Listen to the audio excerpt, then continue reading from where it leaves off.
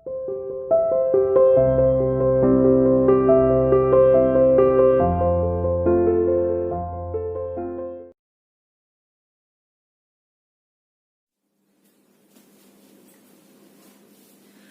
Morning बेटा, welcome to CR international school online classes.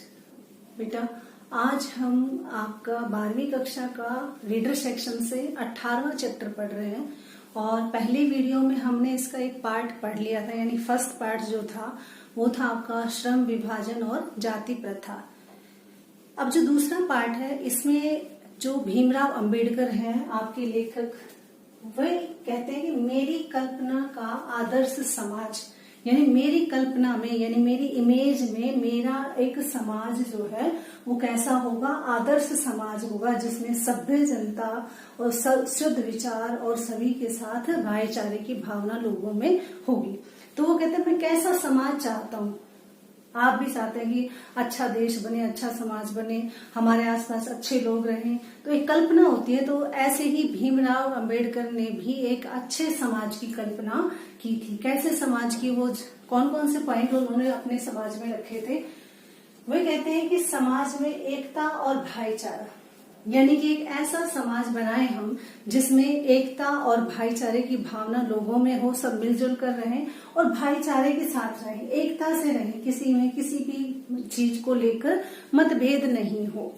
दूसरा वो कहते हैं कि समान व्यवहार और समान अधिकार, यानी कि सभी समाज में जितने भी लोग हैं उनको समान व्यवहार किया जाए, यानी सबके साथ एक जैसा रूल फॉलो हो। ठीक है, उसके साथ साथ वो कहते हैं समान अधिकार भी मिले, यानी सबको एक जैसे अधिकार दिए जाए, कोई भी उनकी नजर में छोटा और बड़ा नहीं होना चाहिए। फिर वो तीसरे पॉइंट में कहते हैं कि समाज का विकास चहुं ओर हो, यानी समाज में अगर किसी भी तरह से अगर हम विकास करते हैं तो हम एक हिस्से में विकास ना करें, पूरे यानी कि ऊपरी से लेकर जमीन तक उसका असर होना चाहिए, यानी हर सुख सुविधाएं लोगों तक पहुंचनी चाहिए, चाहे वो उच्च वर्ग का हो, चाहे वो निम्न का हो, या पिछड़ा वर्ग हो, या फिर वो क्या है अनुसूचित जनजाति का हो, या जो भी है निम्न जाति का हो, हर जाति में वो बदलाव आना चाहिए। ऐसा नहीं हो, और उसमें भागीदारी भी सबकी हो। भागीदारी में वो बताते हैं कि पढ़े लिखे पुरुषों के साथ साथ महिलाओं को भी शामिल किया जाए, उनके विचार सुने जाए, उनको कुछ अधिकार दिए जाएं, कुछ कर्तव्य दिए जाएं, ताकि वो उनको क्या है फॉलो कर सकें, समाज में कुछ बदलाव ला सकें, उनको बराबरी का हक दिया जाए, उनसे भी पूछा जाए भाई समाज में क्या कैसे परिवर्तन हो सकता है। तो ये सारी चीजें मिलाकर उन्होंने एक आदर्श समाज की कल्पना की थी और कैसा समाज था उनकी नजरों में आदर्श। और आप अब किताब से पढ़ेंगे, तो किताब से पढ़ना है तो आगे चलते हैं किताब पर। हाँ जी बेटा, तो हमने दो चीजों की बात कर ली थी। एक तो क्या कि भाई भीमराव अंबेडकर ये चाहते थे कि भाई सभी को समानता का व्यवहार मिले, ठीक है, और सभी भाईचारे से रहें। कहते ये चीजें तो मान लिया हम कर सकते हैं, ठीक है।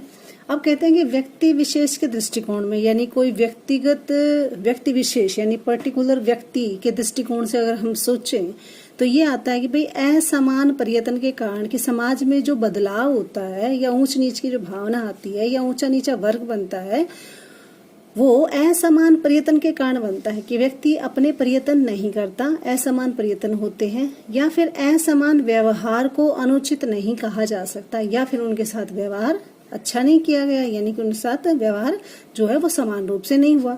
साथ ही प्रत्येक व्यक्ति को अपनी क्षमता का विकास करने का पूरा प्रोत्साहन देना सर्वथा उचित है।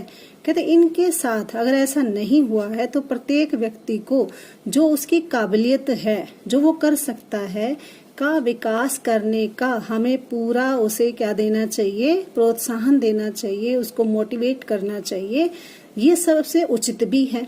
परंतु यदि हम प्रथम दो बातों में असमान है, यानी कि मान लीजिए हमारे साथ जो प्रयत्न किए वो भी समान नहीं हुए और हमारे साथ समान व्यवहार भी नहीं किया गया, ये दोनों बातों में असमान है, तो फिर इसके आधार पर उनके साथ भिन्न व्यवहार उचित है। कहते अगर इनमें समान नहीं है, हम बराबर भी नहीं है, तो हमारे साथ अक्सर समाज में अलग व्यवहार किया जाता है, ठीक है।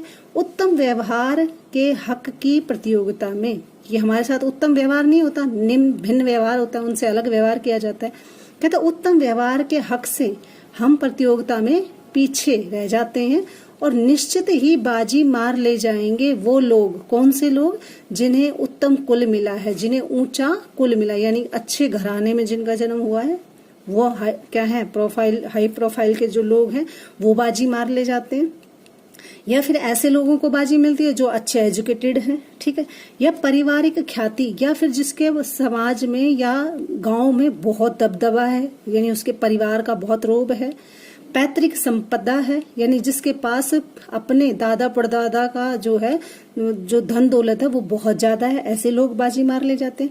या तथा व्यवहारिक प्रतिष्ठा का लाभ प्राप्त है, या फिर व्यवहार में, यानी कि कई बार होता है बंदा कुछ भी हो लेकिन व्यवहार अच्छा होता है, यानी व्यवहारिक प्रतिष्ठा, यानी कि उसके समाज में प्रतिष्ठा बहुत है कि भाई उसके नाम से सब जानते हैं, गांव में कौन नहीं जानता, ऐसे लोग बाजी मार ले जाते हैं असमान व्यवहार होने के बाद भी। ये दोनों चीजें समान नहीं है, लेकिन फिर भी उत्तम व्यवहार के कारण, यानी ऐसा व्यवहार है जिसके पास अच्छा भाई खानदान है, ऊंची शिक्षा है, पारिवारिक जो नाम है, यानी उसके दादा परदादा का तो नाम ही काफी है, पैतृक धन दौलत खूब है और बढ़ता जो व्यापार है, यानी कि बिजनेस बहुत अच्छा है, तो ऐसे लोग बाजी मार ले जाते हैं उन और लोगों से।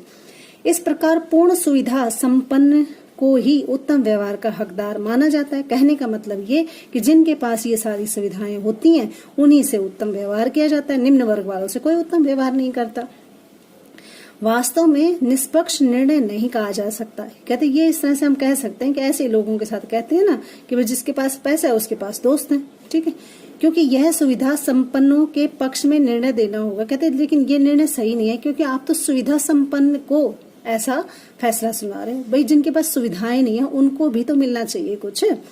अतः न्याय का जो तकाजा ये है, कहते न्याय तो यही कहता है जहां हम तीसरे कौन से, भाई प्रयासों में हम असमान रहे, जो मनुष्य के वश में नहीं की बात है। कहते प्रयास तो हमने किए लेकिन फिर भी हमारे बस में था कि हम ये प्रयास करें, लेकिन कोशिश करने के बाद भी हम पिछड़ गए या पीछे रह गए या निम्न समाज के बन गए।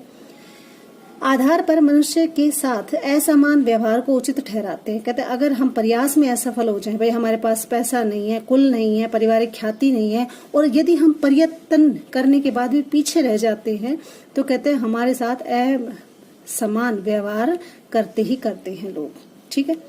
यहाँ पर प्रथम दो आधार जो मनुष्य के वश की बात नहीं है। मनुष्य के बस की बात क्या नहीं है, भाई ऊंचे कुल में खानदान में जन्म लेना उसके बस की बात है, नहीं है। उसको उच्च शिक्षा मिलेगी या नहीं मिलेगी ये भी उसकी बस की बात नहीं है। जैसा हो वही उसकी पारिवारिक होगी, वैसे पारिवारिक ख्याति यानी समाज में उसका परिवार का नाम है या नहीं है, जिस कुल में जन्म लिया जरूरी नहीं है। उसके पास पैतृक धन दौलत तो ये भी जरूरी नहीं है। कहते जो मनुष्य के अपने वश में नहीं है ये दो बातें, पर उनके साथ असमान व्यवहार नितांत अनुचित है। कहते जो हमारे बस में नहीं है ऐसे व्यक्तियों के साथ असमान व्यवहार क्यों किया जाता है, और हमें ऐसे व्यक्तियों के साथ यथासंभव समान व्यवहार करना चाहिए। कहते जो व्यक्ति जिसे ना तो कुल अच्छा मिला, ना शिक्षा अच्छी मिली, ना पारिवारिक जो है धन दौलत के रूप में पारिवारिक नाम मिला, ना धन दौलत थी, ना बड़ा व्यवसाय है, कहते ऐसे व्यक्तियों के साथ तो हमें समान व्यवहार और करना चाहिए। लेकिन हम किसके साथ समान व्यवहार करते हैं? जिनको ये सारी चीजें मिलती है उन्हीं के साथ हम समान व्यवहार करते हैं, बाकी निम्न को निम्न छोड़ देते हैं। दूसरे शब्दों में ये कहें कि समाज में यदि अपने सदस्यों से अधिकतम उपयोगिता प्राप्त करनी है, लेखक ये कहता है कि यदि हमें समाज में अपने सदस्यों से, यदि हम जिस समाज में गांव में रह रहे हैं, यदि ज्यादा से ज्यादा लोगों को काम पर लगाना है, उनका उपयोग करना है, उनको मतलब और आगे बढ़ाना है, तो ये संभव है जब तक समाज के सदस्यों को आरंभ से ही हम समान व्यवहार, समान आपको अवसर उपलब्ध कराए जाएं। यदि हम ज्यादा से ज्यादा हमारे समाज के लोगों को हिस्सा बनाना है, उनसे काम लेना है, तो उनको समान अवसर और समान व्यवहार करना पड़ेगा। ये तो हो गई आपकी उसकी अधिकार की। अब कहता है कि समता का औचित्य यहीं पर खत्म नहीं हो जाता। कहते जो समानता की बात करते हैं उसका औचित्य यहीं पर खत्म नहीं है, इसके अलावा भी है। यानी एक तो समान अवसर और समान व्यवहार किया जाए, ठीक है, बजाय उन धन दौलत शिक्षा में जो सबसे ऊंचे उनकी बजाय निम्न वर्ग को भी लिया जाए। कहते ये समानता यहीं पर खत्म नहीं हो जाती, समानता और कहाँ होनी चाहिए। कहते इसका और भी आधार है। कहते समान तत्व के तो आधार और भी हैं, मूल तत्व और भी हैं। कहते मान लीजिए एक राजनीतिक पुरुष का बहुत बड़ी जनसंख्या से पाला पड़ता है, यानी कि एक राजनेता खड़ा हो गया, ठीक है, या राजनीति में आ गया, तो वो तो बहुत बड़ी जनसंख्या से मिलता है।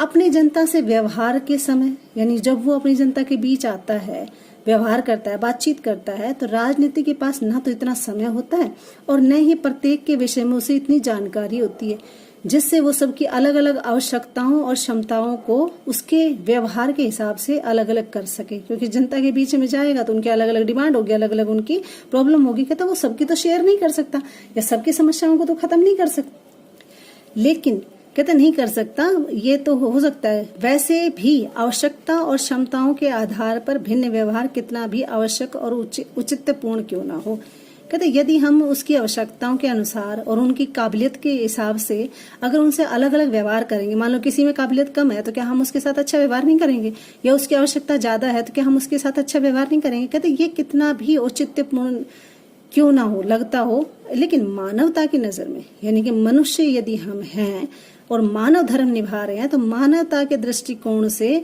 समाज दो वर्गों और दो श्रेणियों में नहीं बांटा जा सकता। यानी कि जो राजनेता होता है वो मानव जाति का कल्याण करता है, इसलिए वो दो वर्ग और दो श्रेणियों की बात तो कभी करता ही नहीं है। ऐसी दशा में राजनीतिक को अपने व्यवहार में एक व्यवहारिक सिद्धांत बनाना पड़ता है, ठीक है, यानी कि वो राजनीति नेता अपने व्यवहार में एक व्यवहारिक सिद्धांत बनाता है कि क्या, कि भाई जब भी मैं जनता के बीच में जाऊंगा तो चाहे वो छोटा व्यक्ति हो, चाहे कोई बड़ा हो, चाहे कोई धनाढ्य हो या गरीब हो, मैं सबकी मांग सुनूंगा, सबके अवसर उसे प्रदान करूंगा या सबकी राय लूंगा, आवश्यकता रहती है। और व्यवहार सिद्धांत यही होता है, कहते व्यवहार का सिद्धांत भी यही है कि अगर आपको समान व्यवहार करना चाहिए, ये नहीं भाई जिसके पास पैसा उसकी बात तो सुन ली जाए, जो गरीब है, जो आप तक नहीं पहुंच सकता, आप उसको धुतकार दो, ऐसा नहीं हो।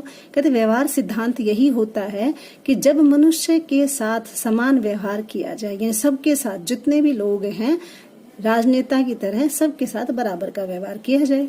राजनीतिक ये व्यवहार इसलिए नहीं करता क्योंकि सब लोग समान होते हैं, बल्कि इसलिए कि वर्गीकरण और श्रेणीकरण संभव होता है।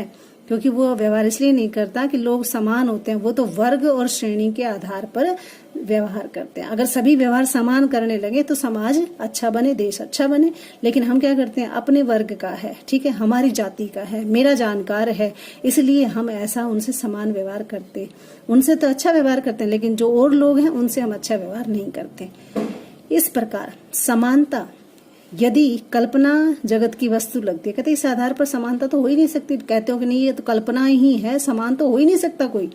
फिर भी राजनीतिक को सभी परिस्थितियों को दृष्टि में रखते हुए उसके लिए यही मार्ग भी रहता है। लेकिन कहता है कुछ भी हो जाए, लेकिन अगर वो सच्चा राजनीतिक है तो उसके लिए यही रास्ता है कि वो सारी जनता को समान देखे, एक नजर से देखे और एक नजरिए से काम करें, क्योंकि यही व्यवहारिक भी है। कहते यही व्यवहार में आगे लंबा चलेगा। जो ऊंच नीच और भेदभाव करेगा उसके लिए जनता उसे अगले साल वोट नहीं देगी, और यही उसके व्यवहार की एकमात्र कसौटी भी है और यही उसके व्यवहार की परीक्षा भी है कि कैसे वो ऊंचे और नीचे दोनों वर्गों में बैलेंस बनाकर चलता है। यदि समान व्यवहार करता है तो जनता की परीक्षा पर वो खरा उतरता है। इसलिए उसने कहा कि समाज में क्या होना चाहिए, समानता का अधिकार प्राप्त हो, ताकि समाज में हर व्यक्ति से काम लिया जा सके।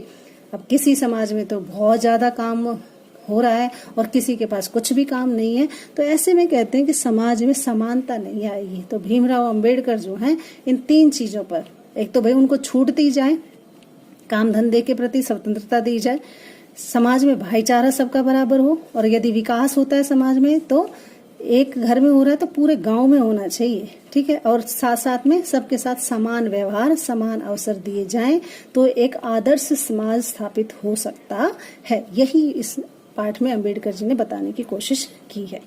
तो बेटा आपकी, मेरे हिसाब से आपकी रीडर और पोएट्री सेक्शन आज कंप्लीट हो रहा है, ठीक है। अब हमारे पास माध्यम अभिव्यक्ति के कुछ पार्ट हैं जो आपके पेपर में आएंगे। पेपर पैटर्न आपने देखा है, तो उन पे हम अगले वीडियो में या आपकी बोर्ड क्लास जब चलेंगी ठीक है, मीट क्लास के माध्यम से। उसमें हम आपको पॉइंट टू पॉइंट वहां पर पढ़ाएंगे। तब तक आप अपना सारा सिलेबस जो मैंने करा दिया है, जो हटा रखा है उसे हटा दें, और जो बाकी बचा है उस पर बेटा फोकस करो। 6 महीने निकलने को हो गए हैं, अब आपको रिवीजन का समय देना पड़ेगा। पूरा नहीं है, अपना पूरा कर लो। कॉपी कहीं से लेकर अरेंज करके या मैं कहीं से अरेंज कराऊं तो आप अपना काम पूरा रखें। क्यों? क्योंकि ये 12वीं है और पेपर भी हर हाल में होने हैं। ये नहीं सोचें कि 6 महीने गए, 6 और बचे हैं। बेटा पेपर भी होंगे और ये आपके पास गोल्डन चांस है कि आप घर बैठकर बहुत अच्छे से, कोई डिस्टरबेंस नहीं है। क्लास में तो कहते थे ये नहीं पढ़ने देता, वो नहीं पढ़ने देता। अब आपके पास बहुत अच्छा मौका है अपने आप को प्रूफ करने का। ठीक है, घर पे रहो, आराम से रेस्ट भी करो, खेलो, खाओ, कूदो, सो, लेकिन साथ साथ में पढ़ाई पर भी उतना ही फोकस रखो। ठीक है, सिलेबस आपका जल्दी पूरा करवा दिया है, अब आपने सिर्फ रिवीजन देना है। तो अपनी जितनी अच्छी रिवीजन आप कर सकें, जो भी आपके पास हेल्प बुक है, ठीक है, नहीं है तो अभी थोड़े से दिन और रुक जाइए। ठीक है, जैसे ही आपका थोड़ा सा ये लॉकडाउन और खुलता है, किताबों में एक बार मैं मार्केट जाऊं और आपको बेस्ट किताब जो भी होंगी, लाइब्रेरी से हो या यहाँ से हो, तो आपको नाम बता दिए जाएंगे ताकि आप अच्छा स्कोर कर सकें, उनकी हेल्प ले सकें। बाकी मेरे नोट्स जो हैं वो भी आपको काफ़ी मदद करेंगे। ठीक है, तो इन्हें पढ़ते रहो तब तक जब तक आपके पास कोई हेल्प बुक या आपके पास सैम्पल पेपर या आपके पास कोई प्रैक्टिस बुक नहीं आती है। धन्यवाद।